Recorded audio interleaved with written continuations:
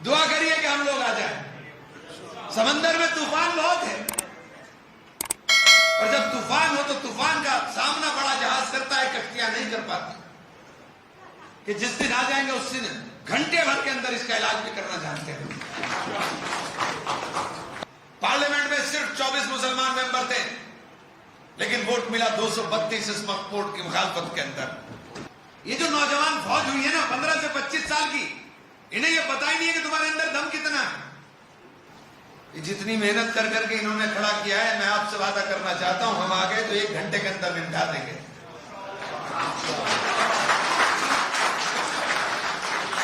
और ये बहुत जिम्मेदारी के साथ आपसे कह रहा हूं, क्योंकि ये लड़ाई मुसलमानों की नहीं है। ये लड़ाई मुसलमानों की नहीं है कि सिर्फ मुसलमानों की लड़ाई है। ये लड़ाई इस मुल्क के दस्तूर को और इस मुल्क के आईन को बचाने की लड़ाई है। ये लड़ाई उस संविधान की है जो बाबा साहब भीमराव अम्बेडकर ने बनाने का काम किया, जिसमें सबको मजहबी आजादी देने का काम किया, जिसमें राइट टू इक्वलिटी की बात की, जिसमें सबको बराबर अधिकार देने का काम किया। ये उसके ऊपर चोट है। हम सुप्रीम कोर्ट जा रहे हैं सब लोग, और मुझे उम्मीद है इंशाअल्लाह कि सुप्रीम कोर्ट इन तमाम चीजों को देखने का काम करेंगे। हमने जेपीसी के अंदर भी तमाम बातें रखी, लेकिन एक बात आपसे करना चाहता हूं, मुसलमानों, आपसे कहना चाहता हूं कि तुम्हारी लड़ाई लड़ने के लिए हिंदू भाई सामने खड़ा हुआ है, डट करके लड़ाई लड़ने को तैयार है। पार्लियामेंट में सिर्फ 24 मुसलमान मेंबर थे, लेकिन वोट मिला 232 इस वक्फ बोर्ड की मुखालफत के अंदर। ये हिंदुस्तान है। 24 मेंबर पार्लियामेंट की बदौलत हम कुछ नहीं कर सकते थे, लेकिन 232 वोट मिले, और तमाम पार्टियों के नेता वहां मुस्तकिल मौजूद रहे। 3 बजे तक पार्लियामेंट चल रही थी, लेकिन आप में से 90% लोग सो रहे थे। आपके ऊपर बुलडोजर चल रहा था और आपको नींद कैसे आ रही थी मुझे समझ में नहीं आता। आज ये नैरेटिव पूरे माशरे के अंदर बनाया जा रहा है कि वक्फ बोर्ड तो चोर था, वक्फ बोर्ड ने तो कुछ नहीं किया, हमारा तो भला नहीं किया, हम क्यों लड़े इसके लिए। अरे क्या नैरेटिव बन रहा है? हम क्यों लड़े इसके लिए, हम क्यों जाएं इसके अंदर हिस्सेदारी करने के लिए, हमको क्या फायदा होना है इसके अंदर। ये नैरेटिव बीजेपी बनाने का काम कर रही है। बीजेपी इसलिए नैरेटिव बनाना चाहती है कि उसके जायदादों के ऊपर हमारी नजर है। और कमाल इस बात का है कि पहले ही जायदाद 8 लाख एकड़ हुई, और 8 लाख एकड़ के बाद ये हमारी जेपीसी के अंदर ही 9,44,000 होगी। मैंने चलो कहीं से भूली बिसरी आ गई होगी, लेकिन कमाल हो गया जब पार्लियामेंट के अंदर देश के गृह मंत्री ने भाषण दिया कि 39 लाख करोड़, 39 लाख एकड़, 39 लाख एकड़ लैंड बता दी, और कहा कि 21 लाख एकड़ लैंड। और मैंने सवाल किया था, मेरी सवाल का जवाब नहीं आया, क्योंकि मेरा सवाल तार्किक था। मैंने कहा कि सरकार ये बता दे कि आज की सरकार झूठ बोल रही है कि अभी की जो सरकार 2021 में थी वो झूठ बोल रही है। कोई ना कोई एक तो झूठ बोल रहा। 2021 में आपने एफिडेविट दिया, सुप्रीम कोर्ट के अंदर एफिडेविट देकर कहा हमने 99% प्रॉपर्टीज का डिजिटलाइजेशन करा लिया है, और जब जेपीसी में आए तो तब मुकर गए कि नहीं कराया। किरण रिजिजू साहब ने पार्लियामेंट में कहा कि ये 4.5 लाख जायदादें अचानक 8 लाख जायदाद के अंदर तब्दील हो गई।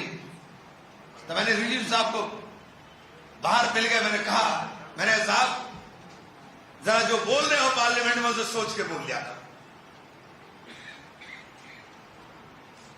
आपने क्या किया वामसी पोर्टल में एक प्रॉपर्टी को दर्ज करने की ठेके का काम दिया गया। एक प्रॉपर्टी के ऊपर उसको पैसा मिलता था, वो गया कब्रिस्तान के अंदर। कब्रिस्तान में देखिए कब्र, एक प्रॉपर्टी कब्र, कब्रिस्तान में देखी वजूगा, दूसरी प्रॉपर्टी वजूगा, कब्रिस्तान के अंदर देखी नमाज पढ़ने का चबूतरा, तीसरी प्रॉपर्टी चबूतरा, और कहीं छोटी सी मस्जिद दिखाई गई तो चौथी प्रॉपर्टी मस्जिद बना दी।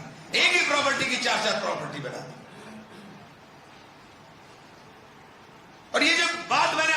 लिए कि जो बार बार हमारे बीच में पसमानदा और गरीब और महिलाओं की बात की जा रही है, मैं बड़ी जिम्मेदारी के साथ एक बात कहना चाहता हूं कि पहले पढ़ना सीखिए, उस बिल को पढ़िए। उस बिल के अंदर अगर एक जगह पसमानदा हो, एक जगह महिला, एक जगह बच्चों का जिक्र हो, एक जगह यतीमों का, मिस्कीनों का, उनके फलाह की, उनकी बहबूदी की बात की गई हो, तो मैं सियासत से बलस्तार हो जाऊंगा। एक लफ्ज कहीं नहीं है।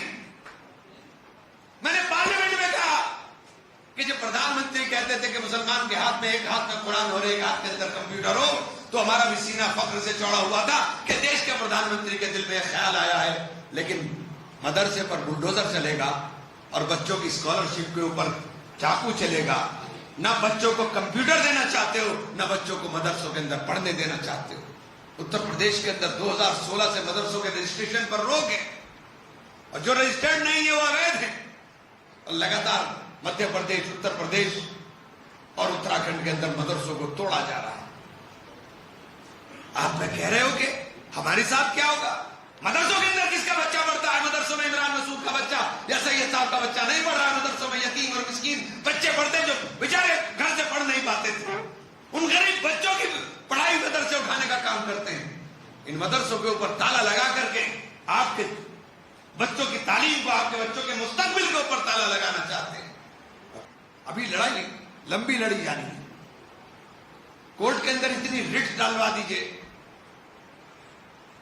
ऑनलाइन रिट डलती है, सब ऑर्गेनाइजेशन के लोग डालें, इंडिविजुअल लोग डालें, मुतवल्ली डालें, जो मकानों के अंदर रह रहे हैं, जो दुकानों में किराएदार हैं, वो तमाम लोग डालें।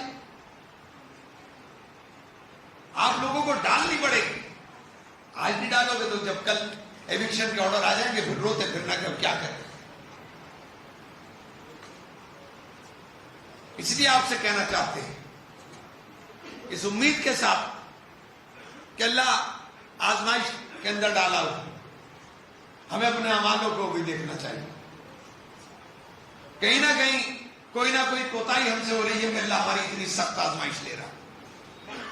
लेकिन फिर वही कि अल्लाह की जात से नाउम्मीद नहीं हुआ जा सकता। दुआ करिए कि हम लोग आ जाएं। समंदर में तूफान बहुत है, और जब तूफान हो तो तूफान का सामना बड़ा जहाज करता है, कश्तियां नहीं कर पाती। इसलिए आपसे कहना चाहता हूं, ये किश्तियों की सवारी छोड़ करके जहाज की सवारी की तैयारी करिए। एक ही रास्ता है, सबको याद रखिए। और ये वादा आपसे करना चाहता हूं कि जिस दिन आ जाएंगे उस दिन घंटे भर के अंदर इसका इलाज भी करना जानते हैं। तो आपका बहुत बहुत शुक्रिया। और कल का प्रोग्राम है, कल के प्रोग्राम में सबसे आप दावत देता हूं कि सब लोग आने काम में। बहुत बहुत शुक्रिया। अगर आप ये वीडियो YouTube पर देख रहे हैं तो हमारे चैनल को सब्सक्राइब कर बेल आइकन दबाएं, और Facebook पर देख रहे हैं तो हमारे पेज को लाइक करें। 8 मिलियन प्लस सब्सक्राइबर, आपके इस भरोसे के लिए बहुत धन्यवाद।